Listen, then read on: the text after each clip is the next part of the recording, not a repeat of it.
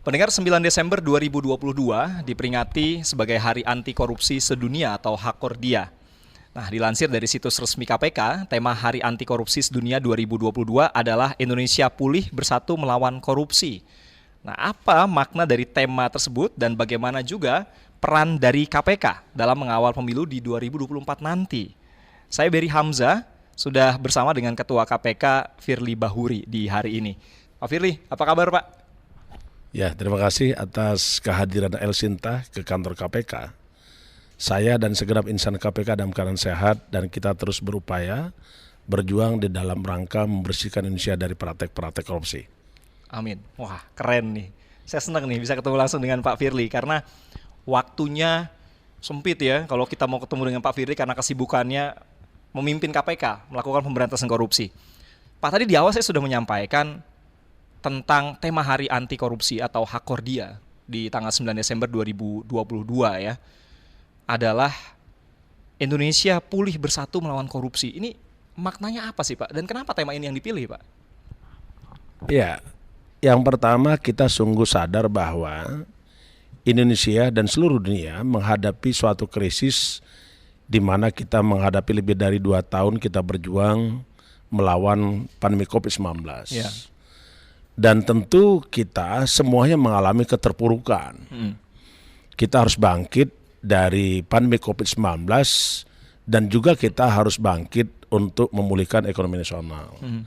Karenanya KPK beserta segenap insan KPK merumuskan dan memilih tema Hakordia Hari Anti Korupsi Sedunia tahun 2022.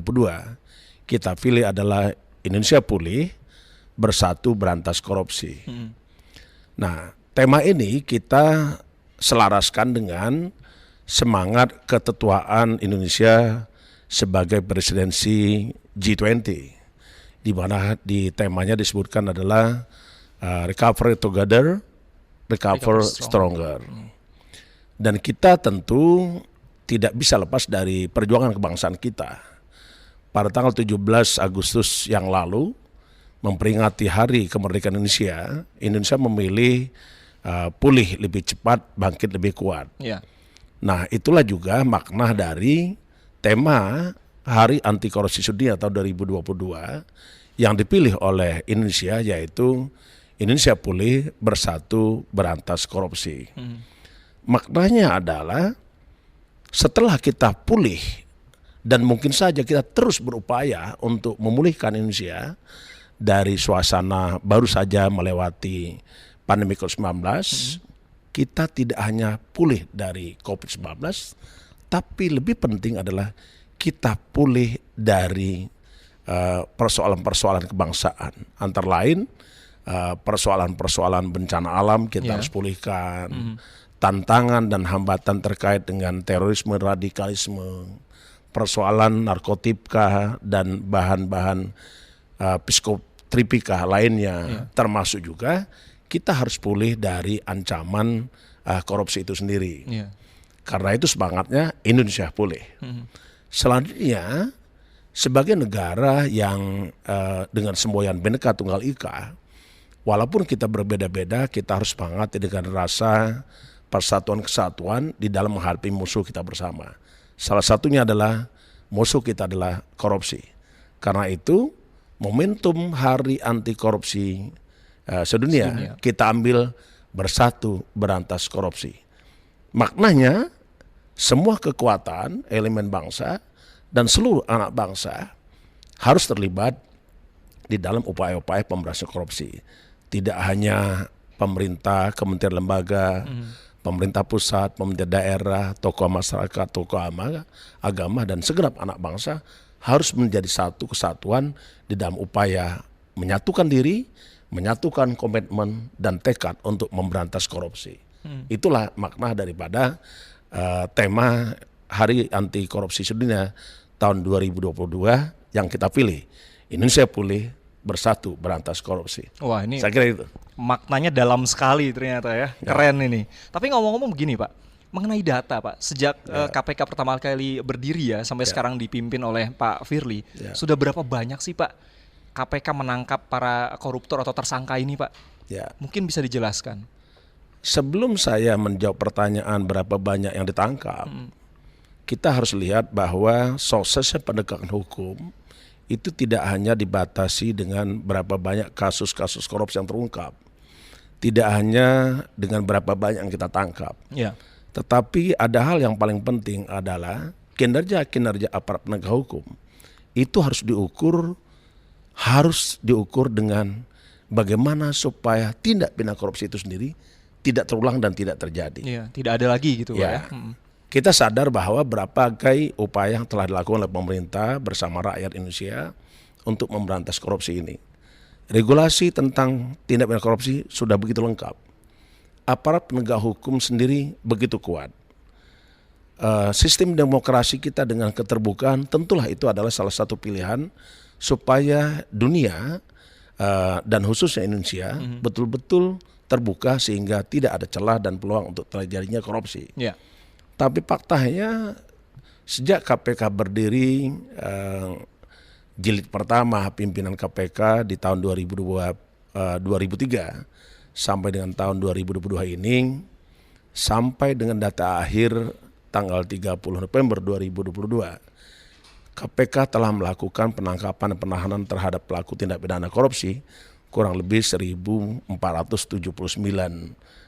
tersangka. Wah, banyak sekali. Dan khusus tahun 2022, sejak Januari 2022 sampai dengan November 2022, kita telah melakukan penahanan terhadap pelaku korupsi, tersangka korupsi sebanyak 115 orang.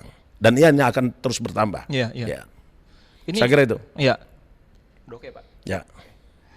Nah ini semakin membuktikan bahwa memerangi korupsi itu ternyata bukan hal yang mudah Pak ya. Iya. Karena selama ini mungkin kita berpikir tugas-tugas KPK gampang, tinggal nangkap aja koruptor, ada penyadapan dan lain sebagainya. Tapi ternyata pas diceritain sama Pak Firly di hari ini, saya jadi amazed ini Pak. Sulit sekali nampaknya ya melakukan pemberantasan korupsi itu. Dari pertama berdiri sampai sekarang masih ada kasus-kasus korupsi. Apa yang terjadi sebetulnya Pak? Ya, kalau kita lihat tentu kita ingin bertanya, seketika korupsi itu masih ada, maka pertanyaannya setidaknya ada 4. Satu, apakah regulasi tentang pemberantasan korupsi sudah cukup atau tidak? Yang kedua, apakah aparat penegak hukum yang menangani tindak pidana korupsi sudah cukup atau tidak? Yang ketiga, apakah juga perangkat hukum atas pemberantasan korupsi itu sudah memadai atau belum? Kalau kita lihat dari 3 pertanyaan itu, saya kira sangat cukup dan sangat memadai. Tapi pertanyaannya, kenapa korupsi masih ada? Tentulah jawaban kita sementara adalah mungkin budaya anti korupsi belum tertanam dengan seluruh anak bangsa. Integritas untuk tidak melakukan korupsi itu mungkin masih slogan. Pemahaman terhadap tindak pidana korupsi sendiri mungkin belum begitu mumpuni dan terimplementasi serta terinternalisasikan kepada seluruh anak bangsa. Karena itu KPK di dalam upaya-upaya untuk pemberantasan korupsi tidak hanya sekedar penangkapan terhadap para pelaku, tapi kita lakukan mulai dari pendidikan masyarakat yang bisa memberikan dan menanamkan nilai, karakter, sehingga terwujud budaya dan peradaban anti korupsi. Dengan demikian maka tidak ada yang ingin melakukan korupsi itu. Itu yang poin pertama. Poin kedua, KPK menyadari bahwa sebaik-baiknya dan sekuat-kuatnya kita melakukan pendidikan masyarakat, tentulah juga tidak lengkap, walaupun itu adalah fundamental. Kalau kita tidak barengi dengan perbaikan sistem.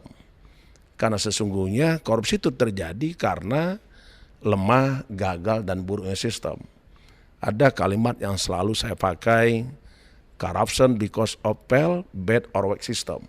Artinya, kita kalau ingin melakukan pencegahan korupsi, maka kita tidak bisa meninggalkan dari satu cara, yaitu perbaikan sistem itu sendiri. Yang terakhir tentulah tindakan tegas berupa penindakan terhadap para pelaku. Tindakan tegas ini tentu tidak lepas dari asas-asas hukum pidana, dan juga tidak bisa lepas dari azas-azas pelaksanaan tugas pokok KPK itu sendiri, antara lain demi kepentingan umum, kepastian hukum dan keadilan, Ya. transparansi, akuntabilitas, proporsionalitas, dan tidak kalah penting adalah KPK harus menegak hormati dan menjunjung tinggi hak asasi manusia. Itu asas-asas yang dilakukan. Namun demikian, penindakan yang jadi penting karena ini adalah ultimum remedium. Yang dilakukan oleh KPK melalui dari penyelidikan, penyidikan, penuntutan, juga penerapan hukum yang tegas terhadap para pelaku koruptor. Ya. Dengan cara tuntutan pemindahan badan, penerapan denda dan uang pengganti, dan di samping itu kita terapkan juga undang-undang tindak pidana pencucian uang. Karena sesungguhnya dari berbagai kajian tidak cukup untuk menghentikan korupsi kalau hanya tuntutan dan pemindahan badan. Ya. Tapi akan lebih efektif kalau ditetapkan tindak pidana pencucian uang. Karena faktanya pelaku korupsi itu lebih takut dimiskinkan daripada dipenjara seumur hidup. Saya kira itu.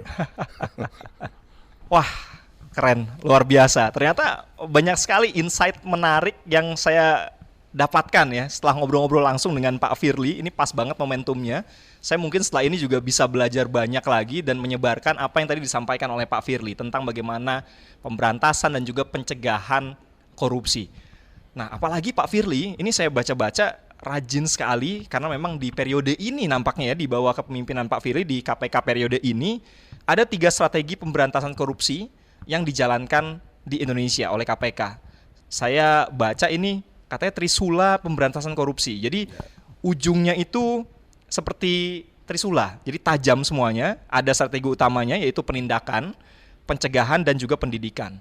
Nah, ngomong-ngomong tentang pendidikan, saya pernah ngobrol Pak, ya ngobrol-ngobrol santai lah di warung kopi, di mana banyak masyarakat yang selalu menilai soal pemberantasan korupsi oleh penegak hukum, utamanya oleh KPK. Tapi salah satu teman saya bahkan sempat mengatakan, tapi kita kadang-kadang lupa, waktu pemilu, itu kadang-kadang kita masih mau loh menerima serangan fajar. Bukankah itu bagian juga dari pendidikan korupsi sebetulnya? Bagaimana kita masyarakat ya jangan mau menerima suap begitu Pak. Betul nggak sih Pak seperti itu? Mungkin bisa dijelaskan juga Pak strategi-strategi KPK yang tadi saya sempat sebutkan. Ya, terima kasih. Kalau kita melihat fakta empiris yang terjadi seketika ada pilkada atau pemilu legislatif, masih saja terdengar suara adanya money politik. Ya. Sekarang timbul pertanyaan kita, kenapa money politik itu muncul? Kalau kita hanya menangani money politiknya di saat terjadi, berarti itu kita sudah menangani di hilir, tidak menyelesaikan di hulunya. Iya. Padahal sesungguhnya kita harus ingat kenapa KPK menerapkan 3 strategi pemberantasan korupsi. Satu adalah pendidikan masyarakat untuk memberikan nilai, karakter, budaya, dan peradaban anti korupsi itu sendiri. Dengan maksud, dengan kita berikan pendidikan, maka setiap orang tidak ingin melakukan korupsi. Ini yang menjadi fundamental. Yeah. Yang kedua adalah strategi pencegahan dengan cara perbaikan sistem. Yang ketiga barulah yang kita kenal dengan penindakan itu sendiri. Ada hal yang menarik kenapa strategi pendidikan menjadi penting, bukan berarti yang lain tidak penting. Menurut Bapak pendidikan itu yang paling penting dari 3 strategi menjadi itu? Penting atau fundamental karena dia akan bisa merubah sikap. Kita harus paham bahwa pendidikanlah yang hanya bisa mengubah dunia. Yeah. Di dalam salah satu buku yang pernah saya baca yang ditulis oleh Nelson Mandela dikatakan, yang arti bahasa Indonesia adalah begini. Pendidikan adalah salah satu senjata yang paling ampuh yang bisa kita gunakan untuk mengubah dunia. Di dalam bahasa aslinya Inggris disebutkan education is the most powerful weapon which you can use to change the world. Wow. Itu Senjata satu. paling ampuh itu. Nah, yang kedua, kita ingat juga bahwa kita siapapun yang ada di bumi Indonesia mengaku anak bangsa Indonesia punya mandat yaitu mewujudkan tujuan negara. Apa itu? Di alinea keempat, pembukaan undang 1945 disebutkan, salah satu tujuan negara, satu, melindungi segenap bangsa Indonesia dan seluruh tumpah darah Indonesia. Ya. Memajukan kesejahteraan umum, mencerdaskan kehidupan bangsa, dan ikut aktif memelihara ketertiban dunia berdasarkan kemerdekaan, perdamaian abadi, dan keadilan sosial. Nah, ada korelasi positif antara pendidikan dengan kecerdasan. Karena itu, KPK menjadikan strategi pendidikan masyarakat menjadi hal yang fundamental supaya tidak terjebak dalam praktek-praktek korupsi. Ya. Kita berupaya memberikan pemahaman, nilai supaya orang tidak melakukan korupsi. Dengan begitu maka kita sungguh berharap dengan orang paham maka akan berpengaruh terhadap perilaku. Karena sesungguhnya perilaku itu sangat ditentukan oleh satu pengetahuannya, dua karena pengalamannya. Itulah menjadi penting strategi atau sula pendidikan masyarakat. Saya kira itu. Iya. Wah, ini keren nih. Jadi kalau masalah pendidikan itu artinya harusnya sudah mulai dari anak-anak sekolah mungkin Pak ya? Betul. Sudah dimulai di sana Betul, Pak ya? Betul. Kalau dari KPK apakah ada pendidikan-pendidikan ke sekolah-sekolah seperti itu Pak? Kita bekerja sama dengan Kementerian Pendidikan, Riset dan Teknologi. Itu di tingkat pusat. Di tingkat daerah kita menggunakan perangkat-perangkat daerah, khususnya gubernur, bupati, dan kepala daerah untuk memasukkan materi-materi korupsi, anti korupsi, itu di bahan-bahan ajaran TK, SD, SMP, SMA, termasuk perguruan tinggi. Dan tidak hanya berhenti di sana, KPK juga bekerja sama MOU dengan perguruan tinggi. Maksudnya adalah bagaimana kita bisa membumikan nilai-nilai anti korupsi itu sejak usia dini sampai dengan perguruan tinggi, bahkan sampai dia bekerja. Saya kira itu. Luar biasa ya penjelasan dari Pak Firly, apalagi tadi soal knowledge, pengetahuan. Ini penting sekali mulai dari anak-anak sekolah. Tapi ngomong-ngomong, kalau tentang pemberantasan korupsi atau pencegahan, kan kita nggak cuma berpusat yang ada di perkotaan, Pak. Betul. Knowledge ini kan juga penting bagaimana masyarakat-masyarakat yang ada di perdesaan ya. Adakah strategi yang dilakukan oleh KPK, Pak, untuk menyentuh masyarakat di level pedesaan ini, Pak? Karena kadang-kadang yang ada di daerah pelosok ini nggak tersentuh nih. Bagaimana, Pak? Iya. Kalau kita berbicara pemberantasan korupsi, tentulah tidak cukup dengan menyentuh masyarakat desa atau masyarakat kota. Iya. Juga sebaliknya, tidak cukup hanya menyentuh masyarakat kota, tapi desa tertinggal. Kita tinggalkan. Untuk itu KPK membuat beberapa program, baik program prioritas maupun program unggulan. Di dalam program unggulan salah satunya adalah penanaman nilai-nilai integritas kepada penyelenggara negara yang kita kenalkan dengan istilah pagu integritas. Pagu integritas ini kita berikan kepada seluruh kementerian lembaga, termasuk dan pejabat pada eselon 1, eselon 2 dan menteri, para gubernur, para penjabat gubernur, para bupati, penjabat bupati beserta pasangannya. Kita tanamkan nilai-nilai integritas supaya mereka betul-betul tidak ingin melakukan korupsi. Itu yang satu. Yang kedua, kita juga mengenalkan program desa anti korupsi. Program desa anti korupsi sebenarnya ada landasan filosofisnya. Yang pertama, kita ingat dengan kata-kata Bung Karno, presiden kita, proklamator kita, di mana disebutkan seketika dia kunjungan ke desa-desa, selalu saja bersapa dengan anak-anak yang dengan kalimat Pak merdeka Pak, Pak merdeka Pak. Nah, kalimat meminta merdeka dari anak-anak desa itu Bung Karno memaknainya tidak hanya mengenal anak desa. Dengan menatap mata anak desa, maka bayangan Bung Karno berpikir, saya tidak hanya melihat mata anak desa, tapi saya melihat mata Indonesia. Bahkan ada kalimat waktu beliau ada di ND, Bung Karno pernah mengatakan, seketika saya mendengar suara ombak menghentas pantai, yang saya dengar bukan hanya suara ombak, tapi saya mendengar suara Indonesia. Seketika saya melihat bentangan luas lautan, yang saya lihat bukan hanya bentangan laut, tetapi saya melihat Indonesia. Wah, itulah memaknai KPK menerapkan program desa anti korupsi. Itu filosofis. Saya merinding loh tadi pas yang dibilang sama Pak Firly tadi. Kita bicaranya ini Indonesia. Ya. Nah, ada satu hal lagi yang kita ingat bahwa Bung Hatta, promotor kita, wakil presiden pertama kita juga pernah mengatakan bahwa obor di Jakarta itu tidak akan bercahaya tanpa ada sumbangsi lilin-lilin yang dari desa-desa. Maknanya Indonesia ini harus dibangun tidak hanya di Jakarta, tetapi dari desa-desa. Nah, karena itu Pak Presiden Jokowi juga pernah mengatakan membangun Indonesia harus mulai dari pinggiran, desa-desa. Dari desa, iya. Dengan membangun desa, maka kita membangun Indonesia. Itu Pak Joko Widodo mengatakan. Nah, kami di KPK memaknai, melihat fakta empiris bahwa dari sekian banyak, lebih dari 78.000 desa, ada 688 desa yang sudah bermasalah dengan tindak pidana korupsi. Karena itu KPK mengambil program desa anti korupsi. Melalui desa anti korupsi kita ingin mengajak para pejabat di atas kepala desa sadar bahwa dari desa kita mulai gerakan anti korupsi. Dari desa kita wujudkan Indonesia yang bebas dari korupsi.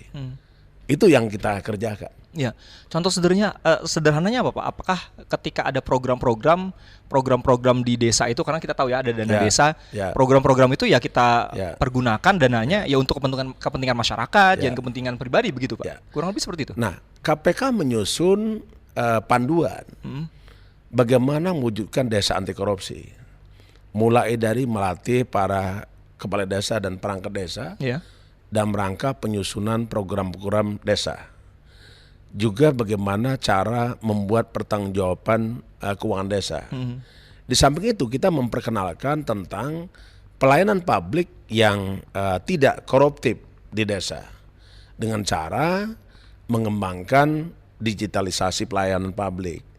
Karena dari itulah sebenarnya seketika pelayanan publik mudah, maka pasti tidak ada korupsi. Tapi seketika pelayanan publik itu sulit, pasti ada korupsi. Nah, itu. Nggak ada lagi tuh yang namanya istilah kalau bisa dipersulit, kenapa harus mudah? Jadi gitu Pak ya. Itu harus kita hilangkan. Nah, pendengar, luar biasa memang kalau kita mendengarkan sejak awal ya penjelasan dari Pak Firly Bahuri. Apalagi bentuk-bentuk pencegahan dan pendidikan anti korupsi ini sangat penting. Jadi tidak hanya kita berbicara tentang level perkotaan ataupun di tempat-tempat yang selama ini mungkin kita lihat banyak sekali atau marak terjadinya korupsi, pelayanan publik dan lain sebagainya. Tapi penting mengawalinya dari perdesaan juga. Karena tadi kalau kita berbicara Indonesia secara keseluruhan ya bukan hanya di perkotaan tapi juga di perdesaan. Nah, yang gak kalah penting adalah karena sebentar lagi akan ada tahun politik. Di tahun 2024. Penting juga peran KPK dalam melakukan upaya-upaya untuk mengawal pesta demokrasi kita ya. Karena kita tahu selama ini KPK dalam melakukan upaya pencegahan, pemberantasan, dan pendidikan korupsi, bahkan terhadap penindakannya juga, itu seluruh lapisan, terutama pemerintahan ya, mulai dari level eksekutif, legislatif, yudikatif, ini kayaknya semuanya udah pernah kena nih sama KPK. Nah, ini untuk tahun 2024, jelang pemilu 2024, apa yang akan dilakukan oleh KPK, Pak? Karena ini bersamaan semuanya nih, Pak, tahun 2024. Bagaimana Pak Firly? Ya, KPK selalu berpikir ke depan. Jadi dia tidak akan pernah dihadapkan dengan fakta saat ini. Ya. Tapi fakta hari ini, empiris masa lalu, itu dijadikan untuk langkah tindak ke depan. Tentu kita melihat bahwa dari fakta-fakta beberapa tersangka korupsi yang kita lakukan penangkapan, sungguh cukup memprihatinkan bagi kita karena ada kekuasaan eksekutif terlibat, bupati, wali kota, gubernur. Gubernur sendiri sudah ada 23 orang yang terkena, kementerian lembaga juga ada. Bupati, wali kota cukup banyak. Anggota legislatif juga paling banyak setelah swasta. Termasuk juga kekuasaan yudikatif juga ada. Nah, berkaca dari data tersebut maka KPK menyadari bahwa pemberantasan korupsi ini tidak bisa dilakukan oleh hanya satu KPK, tidak hanya bisa dilakukan oleh satu lembaga atau institusi. Karena itu KPK sejak 2021 yang lalu mengembangkan program yang kita sebut dengan konsep pemberantasan korupsi secara orkestrasi. Oh, apa itu, Pak? Nah, pemberantasan korupsi secara orkestrasi ini tentu kalau seandainya kita melihat pertunjukan musik, maka banyak pihak alat musik yang kita libatkan. Yeah. Begitu juga kalau seandainya kita menonton konser lagu penyanyi, itu juga karena orkestrasi. Ya, bukan cuma satu penyanyinya aja. Bukan hanya satu penyanyi. Karena itu KPK dalam rangka pemberantasan korupsi, kita orkestrasi pemberantasan korupsi melibatkan semua kamar-kamar kekuasaan. Kamar kekuasaan legislatif harus bersih dari korupsi. Ya.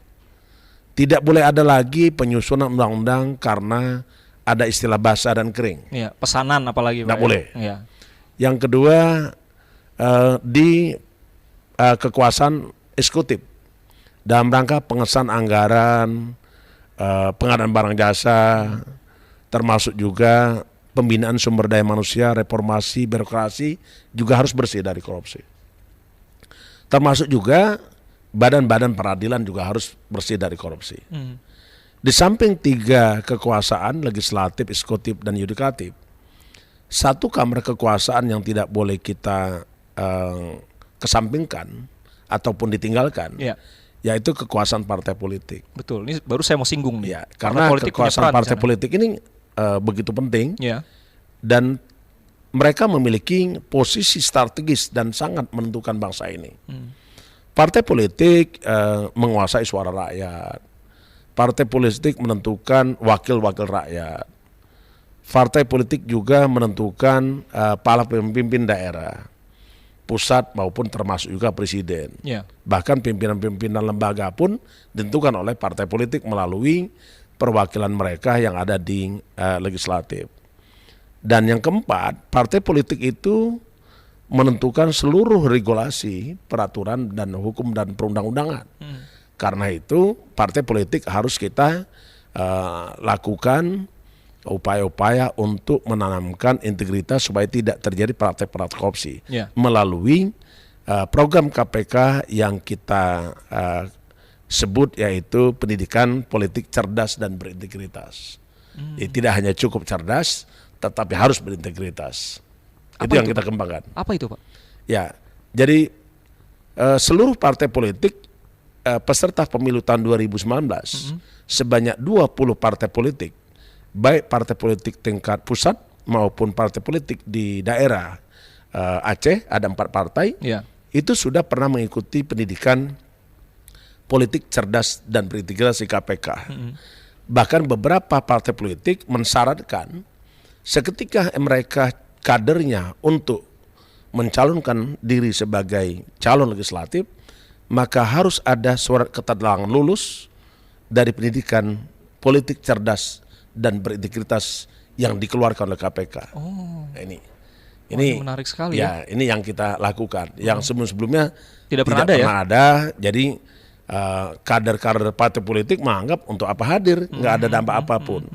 Tapi saat ini beberapa partai politik mensyaratkan seketika ingin mencalonkan diri sebagai anggota legislatif, maka harus menyertakan surat keterangan sertifikasi lulus dari pendidikan politik dan politik cerdas dan berintegritas dari KPK. Ini harapannya calon-calonnya yang nanti akan maju begitu ya. Dia sudah mendapatkan pendidikan anti korupsi, sehingga harapannya dia tidak melakukan korupsi begitu, Pak. Betul. Wah, ini keren banget nih programnya ya. Mudah-mudahan partai politik yang masih belum ikut bisa ikut nih, Pak ya. 20 partai sudah ikut semuanya ya. Nanti kita akan lakukan kembali tahun 2023. Khususnya adalah para penjabat gubernur, penjabat bupati wali kota, termasuk juga partai politik yang lulus sebagai peserta pemilu 2024. Karena saat ini kan sedang berjalan verifikasi faktual. Nah, kita belum tahu ini. Nanti kalau seandainya KPU sudah mengumumkan berapa lagi partai politik yang lolos sebagai peserta pemilu tahun 2024, kita akan lakukan lagi pendidikan politik cerdas dan berintegritas bagi partai politik peserta pemilu tahun 2024. Oh, oke. Ya. Nah tadi Pak Firly sebagai Ketua KPK periode ini juga sempat menyinggung pendengar bahwa lembaga peradilan ini juga sangat penting. Tapi Pak, beberapa waktu yang lalu Pak, KPK yang dipimpin oleh Pak Firly ini sempat merilis adanya data mengenai Hakim Agung, Ya. Hakim bahkan juga Panitra sebagai tersangka dalam dugaan suap. Ya. Apakah memang ada rekomendasi Pak dari KPK untuk membenahi dugaan praktek mafia di lembaga peradilan ini Pak Firly? Ya. Terima kasih. Sebenarnya sebelum KPK melakukan tindakan hukum terhadap para hakim nakal, KPK telah melakukan kerjasama dengan Badan Pengawas Mahkamah Agung. Dan kita bekerja sama juga dengan BPK terkait melakukan penelitian supaya penegakan hukum itu bisa berjalan efektif dan efisien. Ya. Itu sudah kita kerjakan. Namun demikian, selalu saja ada para oknum hakim yang nakal. Terbukti terkini ada beberapa kasus yang lalu para pencari keadilan ingin mengurus perkaranya, sehingga beberapa hakim agung, panitra, termasuk juga panitra pengganti di Mahkamah Agung terlibat kasus perkara pengurusan yang harus dimenangkan. Nah, berkaca dari pengalaman tersebut, maka KPK telah menyampaikan beberapa rekomendasi melalui komunikasi kita dengan pihak Mahkamah Agung. Termasuk juga kita sudah bekerja sama dengan Komisi Yudisial. Ya. Kami sempat bahas dengan Komisi Yudisial bagaimana membenahi badan-badan peradilan kita. Tentu kita melihat seketika kita ingin melakukan pembenahan, maka tentulah kita harus lihat sebab. Sebabnya apa sehingga terjadi sesuatu, maka ketemulah obatnya. Nah, dari kacamata pembicaraan serius dengan Mahkamah Agung maupun Komisi Yudisial, kami bisa rumuskan setidaknya ada 6 yang kita sampaikan. Yang pertama adalah perlu dilakukannya eksaminasi setiap putusan. Jadi setelah ada putusan, maka itu dilakukan kajian eksaminasi oleh Badan Pengawas. Maksudnya supaya tidak terjadi hal-hal yang mungkin saja terjadi kekeliruan atau penyimpangan. Itu yang pertama. Ya. Yang kedua, kita juga menyampaikan bahwa kalau kita ingin menghentikan korupsi, kalau kita ingin memberantas korupsi, kata kunci adalah transparan. Karena sesungguhnya transparan itulah kata kunci supaya tidak terjadi peluang untuk korupsi. Terkait dengan badan peradilan, maka KPK menyarankan kepada Mahkamah Agung untuk melakukan transparansi dalam pelaksanaan sidang-sidang di tingkat kasasi maupun di peninjauan kembali atau PK. Ya. Nah, saya dapat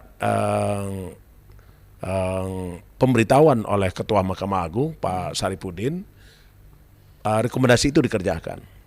Yang ketiga adalah tentu dilakukan terkait dengan pembinaan sumber daya manusia. Supaya tidak terjadi kolusi, korupsi, dan nepotisme, maka perlu ada rotasi dan mutasi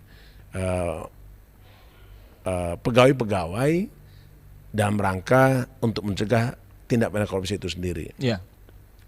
Yang lain kita juga sampaikan dengan pengawasan melekat. Pengawasan melekat terhadap para panitra, pegawai maupun hakim itu sendiri. Tetapi perlu diingat bahwa sebagaimana Undang-Undang Dasar 1945, hakim itu atau kekuasaan kehakiman itu adalah bebas dan merdeka. Sehingga konsekuensinya dari kekuasaan bebas dan merdeka, maka pengawasan terhadap diri sendiri, pengawasan melekat itu menjadi kata kunci. Dan di samping itu juga kita sangat paham bahwa hakim itu adalah orang yang sangat memahami perkara yang diputuskannya. Ya. Karena ada teori yang disebut dengan ius coria novit. Hakim adalah seseorang yang sangat memahami atas perkara yang diputuskannya. Itu Dan selalu karena kekuasaan kehakiman itu bebas dan merdeka, pastilah dalam putusannya demi keadilan berdasarkan ketuhanan yang Maha Esa. Yeah. Jadi sangat-sangat bebas, sangat-sangat independen, merdeka, dan kita tidak bisa intervensi. Yang berikutnya adalah kita tentu membuka pelayanan pengaduan. Kita sampaikan. Ini penting dibuka oleh Mahkamah Agung supaya para pencari keadilan betul-betul bisa menyalurkan rasa ketidakadilannya kepada peradilan itu sendiri. Dan tentu kita berharap badan peradilan di setiap tingkatan, pengadilan negeri, pengadilan tinggi, Mahkamah Agung betul-betul akan menjalankan tugasnya sebagai pemberi keadilan, wakil Tuhan di dunia. Saya kira itu. Oke. Nah, ini yang nggak kalah penting nih, Pak. Ya. Ada pesan mungkin dari Pak Firly sebagai Ketua KPK, pimpinan KPK, Lembaga Anti Rasuah, di Hari Anti Korupsi Sedunia, Pak. Ya. Mumpung ini momentumnya, mungkin ada pesan kepada kami juga media mungkin perlu peran juga ya, peran media untuk bisa membantu KPK dalam melakukan pemberantasan korupsi, atau pesan juga ke pendengar dan juga netizen, Pak. Silakan Pak Firly.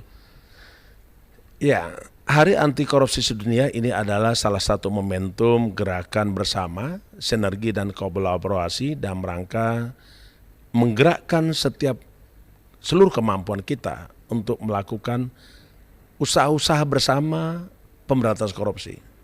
Karena sesungguhnya Hakordia ini adalah sebagai salah satu pengingat. Baik individu, kelompok, bangsa, negara, satukan tekad untuk sama-sama mengingat bahwa korupsi adalah musuh kita bersama. Mari bersama rapatkan barisan, komitmen bahwa suatu saat, one day, bahwa korupsi itu adalah masa lalu yang tidak perlu kita ingat.